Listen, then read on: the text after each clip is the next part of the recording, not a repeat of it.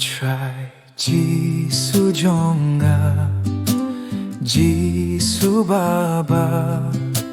Jing kirmen bat ko jing im Jong Ko nong sios pa Ko nong pen kya To pen ko janga Jai nami Trai ngala sakma Jai nami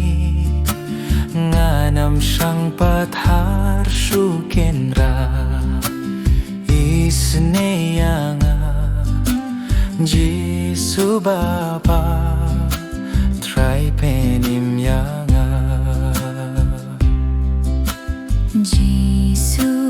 ko blei Jong Jisu Baba Pechu khun ba dem hakmat jongi Ngala solemn Ato solemn Trai sneyanga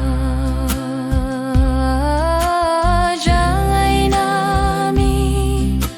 Trai ngala sakma Jai ngami Nganam sang pathar shukenra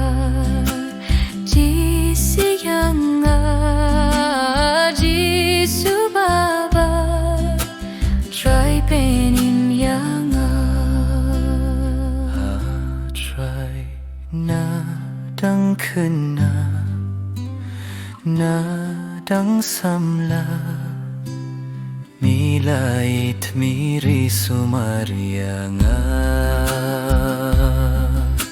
Ngapat ngawir Shong hun lamwir Haka pop jonga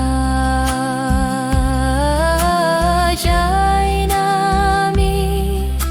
Trai ngala sakma Jai nami Nganam sang pathar shukenra Yiseyanga Jisu Baba Trai pen